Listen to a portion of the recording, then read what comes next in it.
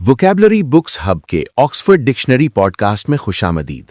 क्या आप रोजाना सिर्फ 10 मिनट में अपनी इंग्लिश बेहतर बनाना चाहते हैं? तो ये वीडियो आपके लिए है। आइए आज सीखते हैं करीबन 15 से 20 अल्फाज। हर लफ्ज के साथ इसका सही तलफ्फुज, पार्ट ऑफ स्पीच, उर्दू मायने और उर्दू अंग्रेजी एग्जाम्पल भी दी जाएगी। वीडियो शुरू करने से पहले प्लीज वीडियो को लाइक करें और चैनल को सब्सक्राइब जरूर करें ताकि आप रोजाना नई वोकैबुलरी आसानी से सीख सकें। एग्रेसिव से लेकर एयरफोर्स तक। तो फिर आइए इस दिलचस्प सफर का आगाज करते हैं। फहरिस्त में हमारा पहला लफ्ज है एग्रेसिव। जी, अग्रेसिव। ये लफ्ज सुनते ही जहन में एक थोड़ी मनफी तस्वीर बनती है। हाँ, आमतौर पर ऐसा ही होता है। ये एक सिफत है यानी एडजेक्टिव। इसका मतलब है क्विक टू अटैक और स्टार्ट अ फाइट। अच्छा, उर्दू में हम कह सकते हैं झगड़ालू या लड़ाका। ठीक है। क्या ये लफ्ज हमेशा मनफी ही होता है? जैसे कारोबार की दुनिया में कहते हैं एग्रेसिव मार्केटिंग स्ट्रैटेजी, वहां तो ये एक अच्छी बात है। अरे वाह, बहुत खूब नुक्ता उठाया आपने। यही तो जुबान की खूबसूरती है। असल जिंदगी में उसके कई पहलू हैं। एक अग्रेसिव रवैया जाती जिंदगी में बुरा हो सकता है, लेकिन खेल में या बिजनेस में कामयाबी की वजह भी बन सकता है। बिल्कुल, सियाको सबा की बादशाह है। सही। अच्छा, तो इस जारहाना रवैये से निकलकर अब जरा माजी की तरफ चलते हैं। अगला लफ्ज है अगो। अगो ये एक एडवर्ब है, मुताल्लिक फेल, और इसका काम ही हमें माजी में ले जाना है। मतलब है इन द पास्ट, यानी पहले। जी, पहले या पेशतर। ये बताता है कि कोई वाकया अब से कितना अरसा पहले हुआ था। जैसे कि पहली मिसाल है His wife died 5 years ago. उसकी बीवी 5 साल पहले मर गई। यहाँ वक्त बिल्कुल वाज़ेह है, 5 साल। और दूसरी मिसाल में I learned to drive a long time ago. हाँ, मैंने बहुत पहले ड्राइविंग सीख ली थी। यहाँ a long time ago वक्त को गैर वाज़ेह कर देता है। बस ये बताता है कि बहुत अरसा हो गया है। इसमें एक मुहावरा भी है, long ago। Ji, Long ago there were no cars or airplanes. बहुत पहले जमाने में ना कारें थीं और ना हवाई जहाज। ये तो सीधा सीधा किसी परियों की कहानी का आगाज लगता है ना? बिल्कुल, जैसे once upon a time। अच्छा, कभी कभी माजी की यादें शदीद तकलीफ का बायस भी बनती हैं, जो हमें हमारे अगले लफ्ज की तरफ लाता है। आपका इशारा एगनी की तरफ है। जी हाँ, ये लफ्ज खुद अपनी आवाज में दर्द समोए हुए हैं। एगनी एक इस्म यानी नाउन है और इसका मतलब आम दर्द नहीं बल्कि वेरी ग्रेट पेन और सफरिंग। उर्दू में कर्ब। इससे बेहतर कोई लफ्ज नहीं हो सकता।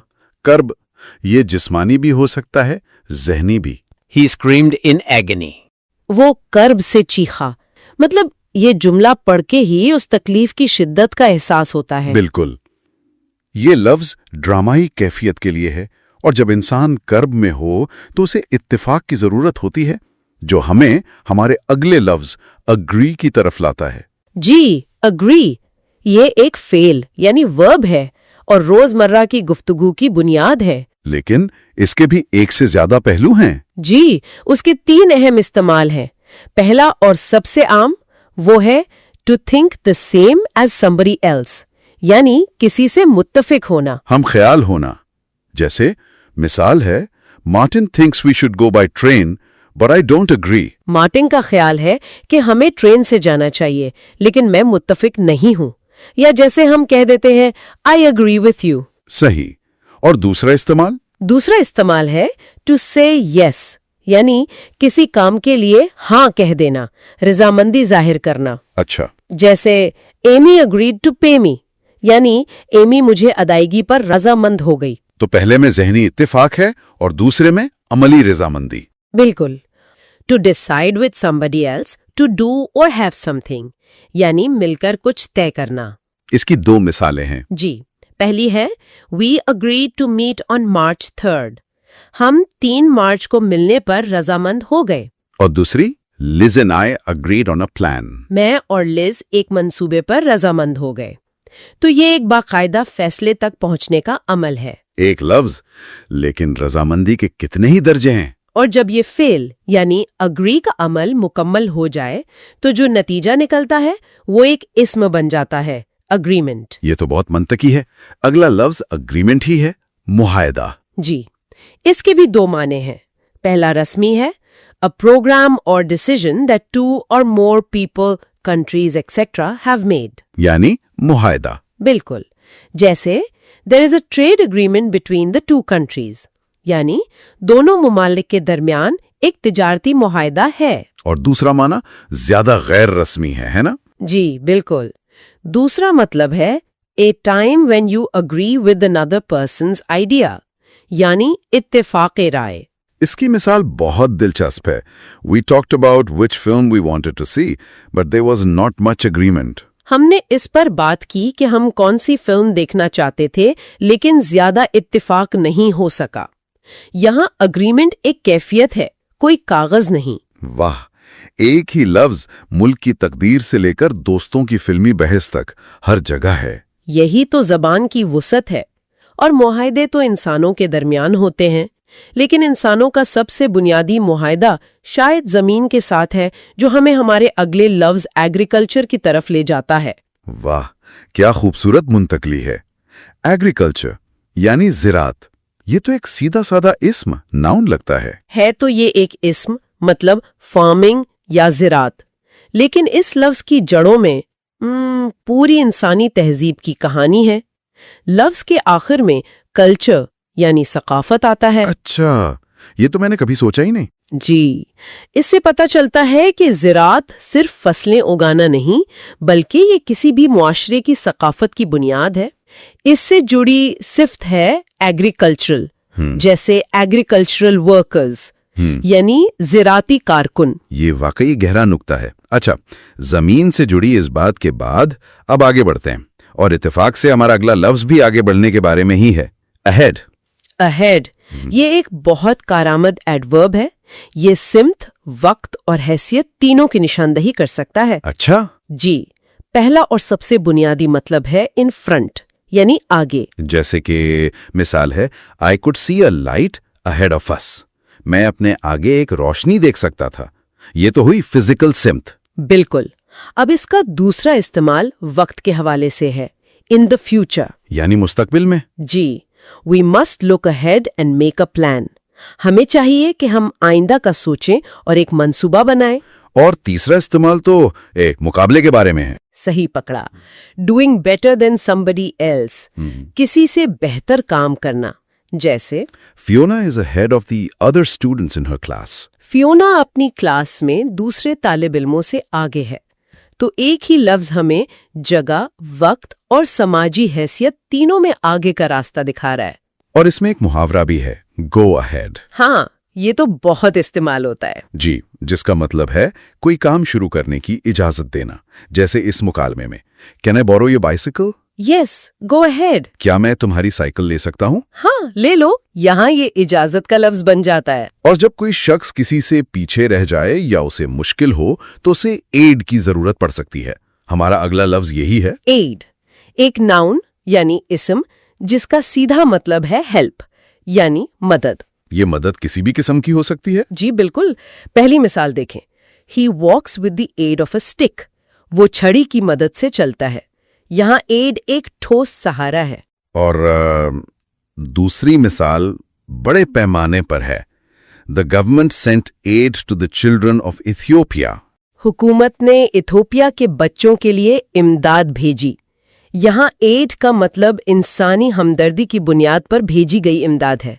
इससे जुड़े दो मुहावरे भी बहुत आम हैं। जी, पहला है हियरिंग एड और दूसरा है इन एड ऑफ समबडी और समथिंग, यानी किसी मकसद के लिए माली मदद जमा करना। जैसे इस मिसाल में, there was a concert in aid of the new hospital. नए अस्पताल की माली इमदाद के लिए एक महफिल मौसीकी थी। तो एड एक छड़ी से लेकर एक पूरे मुल्क की मदद तक हर चीज पर मुहित है। अगला लफ्ज इसी सिलसिले में है। ये एक नाउन है, a disease that stops your body from fighting other diseases. Urdu में हम उसे एड्स कहते हैं। एक ऐसी बीमारी जो जिस्म के मुदाफ़ती निज़ाम को ख़त्म कर देती है। जी, ये एक संगीन तिब्बी हालत की निशानदही करता है। सही। अब अगले लफ्ज की तरफ आते हैं, जो बहुत दिलचस्प है क्योंकि ये फेल भी है और इस्म भी। एम। एम, इसका बुनियादी तसव्वुर एक ही है, किसी चीज पर तवज्जो मरकूज करना या निशाना बांधना। जब हम इसे बतौर फेल वर्ब देखते हैं तो इसके 3 इस्तेमाल सामने आते हैं। पहला तो बिल्कुल लफ्जी है, जी, to point a gun etcetera at something और समबडी, यानी बंदूक से निशाना बांधना। मिसाल, the farmer aimed his gun at the rabbit, किसान ने खरगोश पर अपनी बंदूक का निशाना बांधा। इसका दूसरा मतलब मजाजी है, to try to do something, यानी किसी चीज को हासिल करने की कोशिश करना, इरादा करना। जैसे he is aiming to leave at 9 o'clock, उसने 9 बजे रवाना होने का इरादा कर रखा है। यहाँ निशाना एक वक्त पर पहुंचना है। और तीसरा मतलब और भी मखसूस है, जो किसी तख्लीकी काम के लिए है। जी, to make a book, television programme etcetera for a special group of people, यानी किसी किताब को खास लोगों के लिए तैयार करना। मिसाल है, this book is aimed at teenagers, ये किताब नौजवानों के लिए है। बिल्कुल। तो चाहे बंदूक से निशाना लगाएं, जिंदगी में कोई मकसद बनाएं या कोई किताब लिखें, जज्बा एक ही है, एक हदफ का तयन। और बतौर इस्म यानी नाउन भी इसका मतलब यही है। जी बिल्कुल। बतौर इस्म एम का मतलब है what you want to do, यानी आपका मकसद। जैसे Kate's aim is to find a good job. Kate का मकसद एक अच्छी मुलाजमत तलाश करना है। यहाँ एम वो मंजिल है। सही। इस गहरे लफ्ज के बाद अब एक बहुत ही बुनियादी और जरूरी लफ्ज की तरफ आते हैं, एयर। इससे ज्यादा बुनियादी शायद ही कुछ हो। एयर एक नाउन है। पहला मतलब तो वही है जिसके बगैर जिंदगी नामुमकिन है। What you breathe in through your nose and mouth, हवा। इसकी मिसाल भी बहुत सादा है। I threw the ball up in the air, मैंने गेंद हवा में ऊपर उछाली। जी, लेकिन इसका एक और मतलब भी है जो जदीद दौर की इजाद है, वो है बाय एरोप्लेन। अच्छा, बजरिया हवाई जहाज सफर करना। बिल्कुल, जैसे हम कहते हैं ट्रैवल बाय एयर। मिसाल देखें, it's more expensive to travel by air than by train. बजरिया हवाई जहाज सफर करना ट्रेन के सफर से ज्यादा महंगा है। देखिए कैसे एक कुदरती अंसर टेक्नोलॉजी की अलामत बन गया। और इसी टेक्नोलॉजी ने हमें एयर से जुड़े कुछ और अल्फाज भी दिए हैं, जैसे कि एयर कंडीशनिंग। बिल्कुल, ये भी एक इस्म है जिसका मतलब है making the air in a building cool and dry, यानी किसी इमारत की हवा को ठंडा और खुश्क रखने का निजाम। और जिस जगह ये निजाम लगा हो उसे हम सिफत के तौर पर एयर कंडीशनड कहते हैं। जैसे एन एयर कंडीशनड ऑफिस। जी, यानी हमने हवा में सफर ही नहीं किया बल्कि हवा को अपनी मर्जी के मुताबिक ढालना भी सीख लिया है। और हवा में सफर करने वाली मशीनों के लिए भी एक खास लफ्ज है। आप बात कर रहे हैं एयरक्राफ्ट की। जी, ये एक इस्म है जिसका मतलब है अ machine that can fly, for example an aeroplane और अ हेलीकॉप्टर। उर्दू में तैयारा। और जहां तैयारे हों वहां उनका फौजी इस्तेमाल भी होता है, जो हमें आज के आखिरी लफ्ज की तरफ लाता है, एयरफोर्स। ये भी एक इस्म नाउन है। इसका मतलब है the part of a countries fighting force that uses aircraft.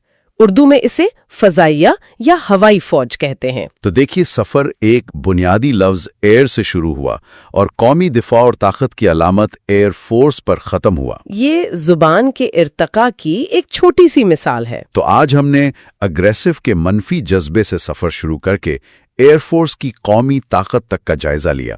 हमने देखा कि कैसे अल्फाज के सादा मानी होते हैं, लेकिन उनका इस्तेमाल उन्हें गहराई अता करता है।